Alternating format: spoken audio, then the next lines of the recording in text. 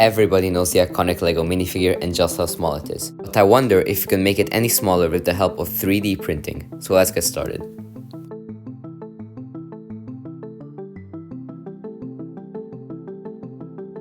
But just making a tiny minifigure itself won't be all that impressive. So I want to make sure it retains its compatibility with the LEGO bricks. And for that, we're gonna have to scale it accordingly to the diagrams I'm showing above. And now we just have to slice the model and position the figures so that the printer can print them with ease.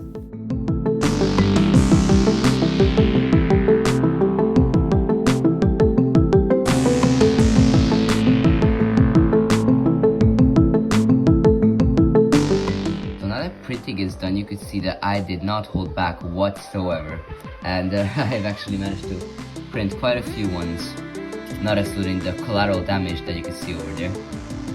But this serves a purpose because the minifigures range from being 3.2mm in diameter all the way to 3.8. And now that that's done, we can move to decaling. Also, one thing to point out that is just quite surprising to me is that my printer managed to print out the smaller models with a greater precision than the larger ones, which is not something that I was expecting. And I honestly don't know why that happened, but my leading theory is that my printer has a nozzle of 0.4mm. And if you look at the sliced model, the larger one, you could see that sometimes there's just not enough space in between the lines to have more of them drawn. And because of this, the printer just leaves them out. But also, it also feels kind of anomalous because here, you see there's no empty part by the torso. But if you look at the minifigure, you could see that there's quite a considerable indentation on the front. Moving on to decaling, we're going to need some specific measurements first. I tried painting expressions on minifigures in the past, and as you can see, they did not come out quite well. So I think I'll just stick to decals.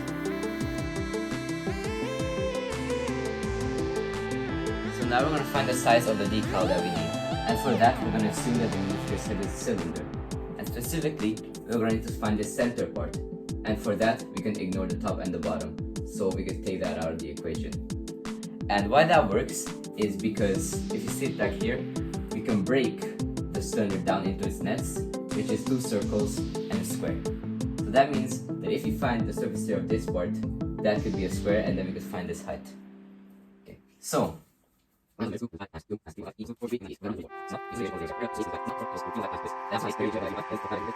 to the base, which equals to 12.6.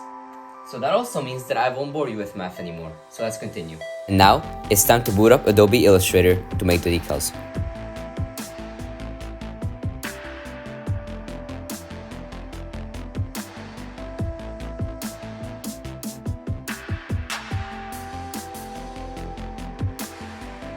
Somehow, only now have I realized that if I turn off uniform scaling in the slicer and just change the length and the width, I can have the minifigure maintain a small stature and just change the other proportions so they'll be right. But this minor change not only forced me to redo the maths and adjust the decals, but also reprint the entire figure.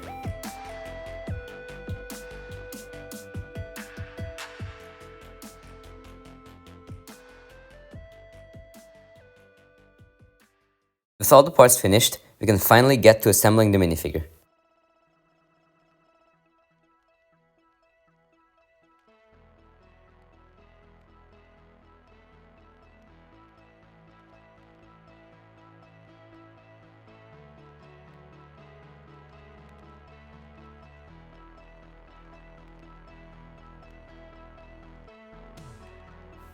At last, here we have the final product.